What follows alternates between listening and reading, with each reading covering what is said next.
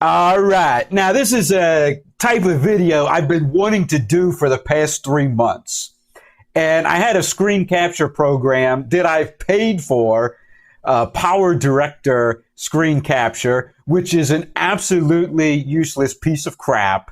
And so I tested out some other programs. I broke down and I paid $60 for this program, and hopefully it's going to work. So there's 9 different maps that I like to use to follow the Russo-Ukrainian War. The first one is the obvious choice, Google Satellite View. Although sometimes when I zoom in on Google Satellite View, I get a pretty crappy close-up picture. And I don't think a lot of people even know about this, but there's Apple Satellite View. The fastest way to get to it is to go to DuckDuckGo and just type in a location and it pops up.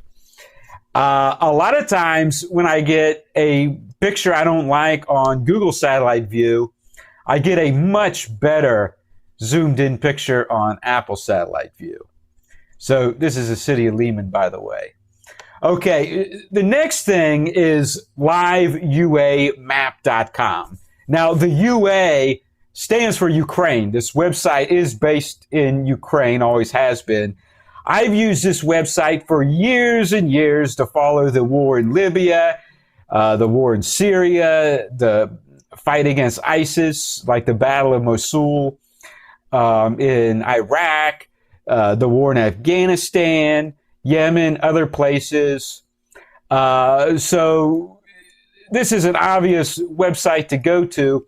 Now, the thing is, since it's based in Ukraine, it's extremely pro-Kiev and essentially only uses pro-Ukrainian sources. So this map, it's still useful, but it's going to portray the Russian, progress or lack of progress, whatever it is. They're going to try to portray or downplay the Russian movements as much as possible. But we still see here that Russia had 2 very decisive victories this past week.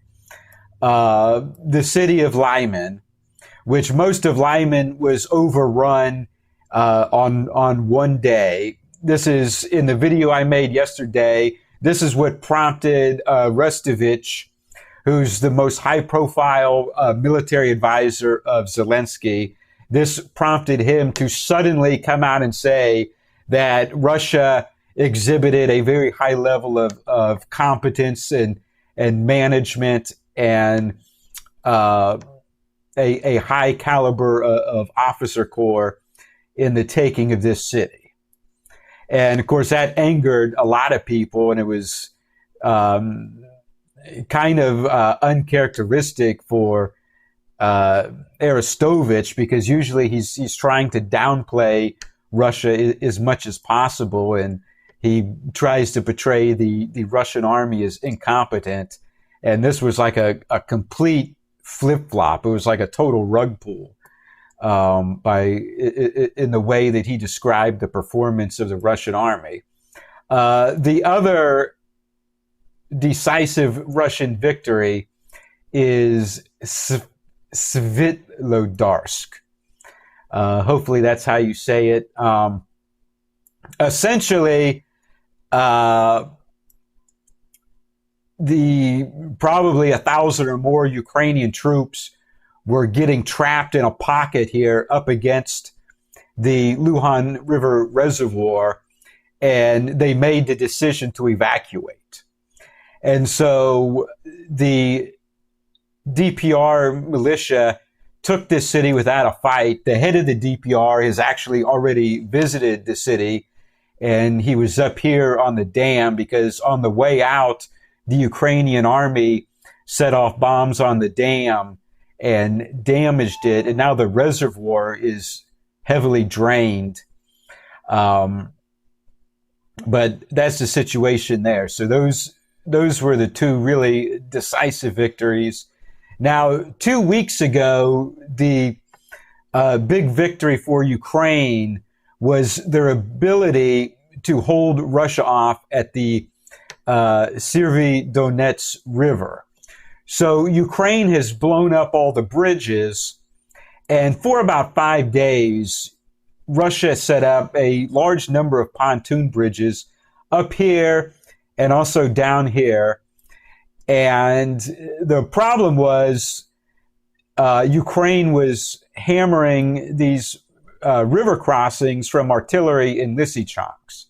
And they were using the, urban environment to hide the artillery. And Russia was not able to suppress the artillery fire. And this went on for about 5 days. And particularly right here, Russia ended up just abandoning dozens of pieces of armor, BMPs and tanks. And so there's an area along here where there's just dozens of abandoned Russian vehicles that are destroyed now. But Russia changed tactics. They stopped trying to cross the river at all, and they focused on coming in from the south. And I fully expected that Ukraine would evacuate Severodonetsk. They've blown up most of the bridges, but basically I thought they'd evacuate, blow up the bridges, and use the same tactic on the Severodonetsk River here. And so then they would have the Russians blocked on two sides, and they'd only have to worry about the Russians coming in from the south and from, the south in a north eastern direction towards them. But they did not do that. In fact, several weeks ago, Ukraine blew up these bridges on, it's like the Borovora River. I forget the exact name. I don't know how to read Cyrillic writing, unfortunately. And they also blew up this bridge. Now, this bridge was blown just a few days ago. Ukraine and Russia both actually accused each other of blowing up this bridge. When it came out that the bridge had been blown, a lot of people thought that Ukraine did evacuate Severodonetsk, but that was not the case. The only remaining bridge is down here, and this bridge was already heavily damaged before the war even started. Now there's huge potholes in it. It's been damaged more. About 2 days ago, a guy went out with a video camera and posted a video on YouTube showing the bridge. It's heavily damaged, although Ukrainian soldiers could theoretically still cross it on foot. While he was videotaping it, a huge explosion went off about right here. Right while he was there videotaping, and he could have been wiped out. But I guess he was just far enough away. Although now the LPR is claiming that they're in this area and that this bridge crossing is, in fact, cut off to the Ukrainian. There's thousands of Ukrainians still in Severodonetsk. And so this is part of what I talked about in my video yesterday. I think Ukraine has completely botched this, and now there's going to be a huge surrender. And then later there could be another big surrender in Lysychansk. And there's a couple thousand, or at least over 1,000. Some people say 2,000 or 3,000 Ukrainian troops down in here that are being closed off.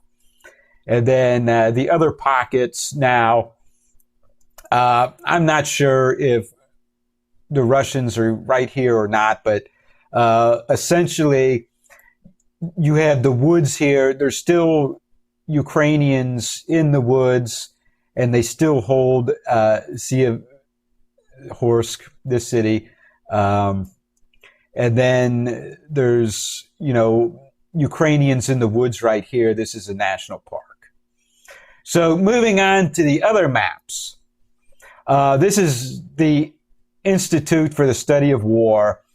Now, for a long time, they were putting out maps and they were just using the Ukrainian Defense Ministry as their source. And they were very much downplaying how much territory the Russians had gained, although that's kind of changed. Now they're being very generous with how much territory they give to Russians. But this map, it's not that detailed. And on their website, I mean, they've published some just really goofy, straight up fake stuff that came from the Ukrainian Ministry of Defense, that they were publishing it as factual stuff, and it was really just made up goofy stuff. So I don't put a lot of trust in ISW because I find them so disingenuous. At least with Live UA Maps, you know it's a Ukrainian website, you know they're pro-Ukraine, but then ISW is, oh, well, we're totally neutral, but they've put out some really goofy pro-Ukraine, anti-Russian stuff that wasn't true. But you know, it's another map that a lot of people know about and they're looking at. Now, here's a really good detailed map. This is from a YouTuber. He calls him Defense Politics Asia. And one of the cool things is he's been putting like these blue dots. And so I've talked about this several times in the community section of this YouTube channel. You can see a lot of fortifications that the Ukrainian army made over the past 8 years. So here you have trenches, more trenches, little trenches. And of course, in some places, there's huge fortifications, and I'm just finding wait, that's not one. Let me see what's right here. Well, that's okay. That's just some small trenches, a couple spots for artillery pieces. But I mean, some of them are really elaborate, where it's like a huge area of trenches and fortified positions and whatnot. Now, this guy, he uses both pro-Ukraine and pro-Russian sources, and so he depicts how, you know, the two sides are arguing about certain things. Like, so right here, you know, this is where Ukraine claims that they're holding off the Russian forces, and then this, you know, these dots here more represent how far Russia says they've gotten. And of course, this is a spot right here where both sides are claiming victory. I'm guessing there's still Ukrainian fighters in these woods, and this village is probably like a no man's land, and both sides are claiming to be in control. But that's how it goes. So moving along, this map is made by an Estonian YouTuber, History Legends. Now, he's definitely rooting for Ukraine, but unlike a lot of these pro-Ukraine YouTubers, he's not trying to sugarcoat anything, and he's trying to be accurate with his map. And the thing that's really nice about this map is the different colors here. And so the territory that Russia and LPR holds in Lugansk Oblast has its own color. It's yellow. And then Donetsk Oblast has its own color here, and this is part of Donetsk Oblast. And then this is the area of Lugansk and Donetsk Oblast that's held by the Ukrainian army. And then up here is Kharkiv, and then here is Kherson and Zaporizhia. But this map in general is a pretty good representation, and it's very nice that you can see where it's very obvious where Lugansk ends and Donetsk begins. So it's just this little tiny area of Lugansk Oblast centered around Severodonetsk and Lysychansk that is still held by the Ukrainian army. Now, this is from militaryland.net. And the problem, well, the good thing about them is they put so much nice detail, and they try to approximate where the different Ukrainian brigades are deployed, but it's always on a big delay. And so the most recent update here is 3 days old, and I think even then they try to downplay how much territory Russia has taken so far. The interesting thing here is here in this pocket around Zolot, they're claiming that Donbass Battalion is there. Now, Donbass Battalion is one of these radical hardline volunteer battalions that was launched back in 2014, along with groups such as Azov, Adair, and others. And Donbass was a high priority target for Russia. And there was fighting in back in February and early March. The DPR was fighting against Adair and Donbass Battalion. In between over here and then up here and around Volnovakha. And the Russian Ministry of Defense a long time ago declared victory over Donbass Battalion and said that it was basically annihilated. However, Military Land says that Donbass Battalion is here now in this pocket. Of course, they're being cut off and encircled. Although this website, Military Land, they make out Azov to be very big, and they claim that there's more units of Azov Battalion out there that are now stationed in Zaporizhia Oblast. So they're claiming that there's more entities connected to Azov, and they say there's a new thing called the Kiev Battalion of Azov, which I guess is fairly new. But at any rate, that's Military Land. Now, this is map number 8. This is the NASA fire map.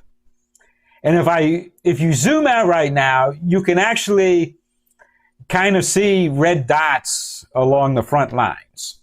Although you have to take everything on this website with a grain of salt. Because on any given day, it just shows large parts of the world completely on fire. I mean, look, like this part of Africa is one gigantic, massive fire, and this part of Mexico, and here in Australia. And there was, for a while, I mean, weeks and weeks went by where it was showing this part of Russia as just massive all red dots, but then there would be hardly any red dots in Poland or the Baltic states. It was really weird.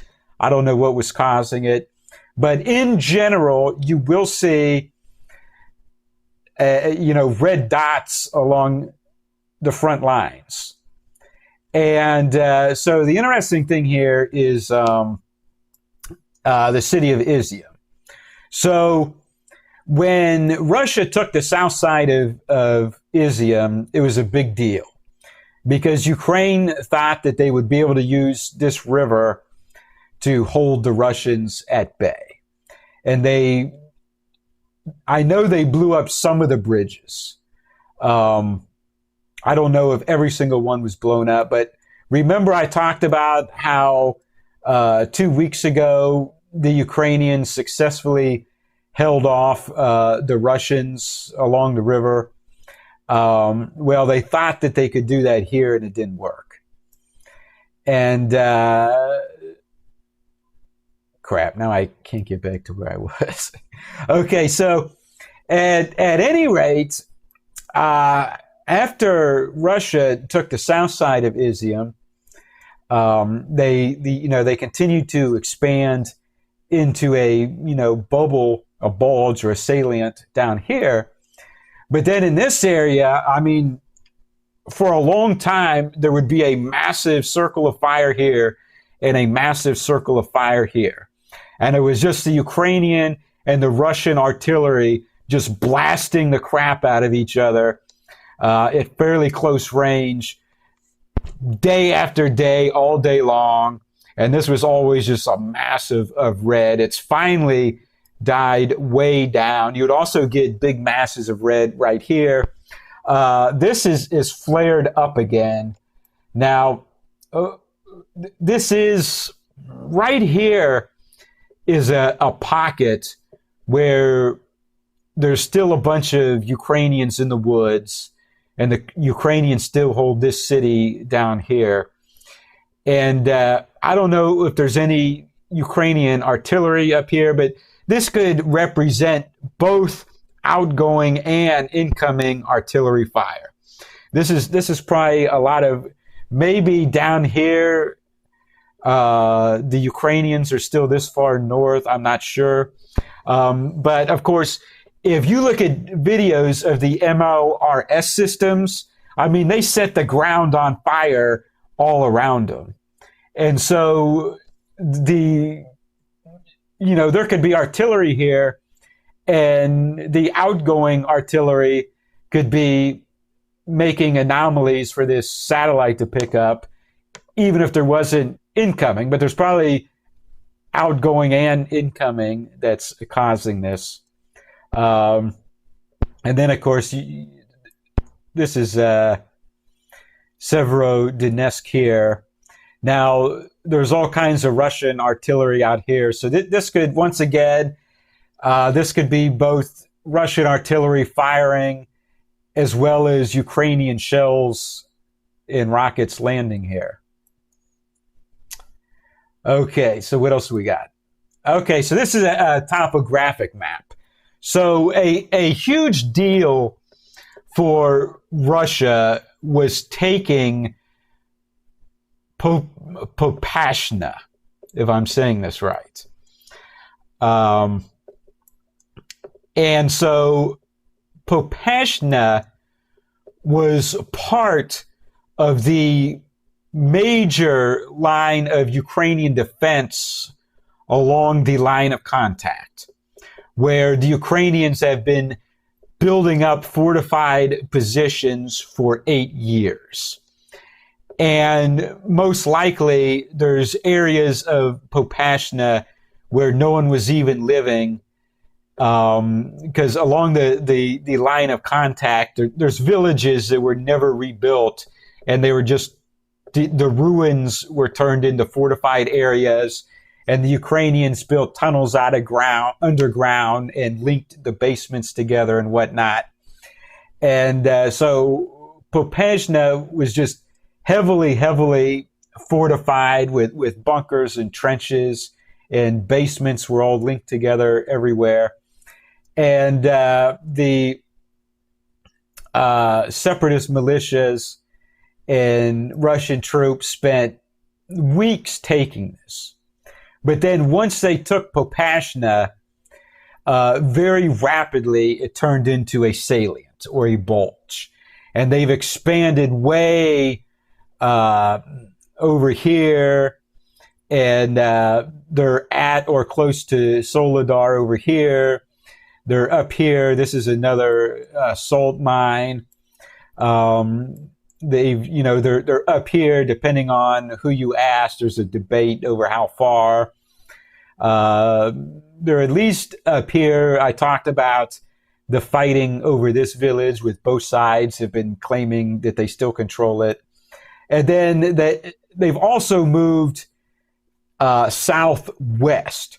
And in fact, the bulge has moved in up here, and it's pretty much merged with the front that came in and pressed up against this reservoir. So, as I said, the Ukrainians evacuated Svitlodarsk, and, Russian forces took here, but then at the same time, they were taking this area from the north.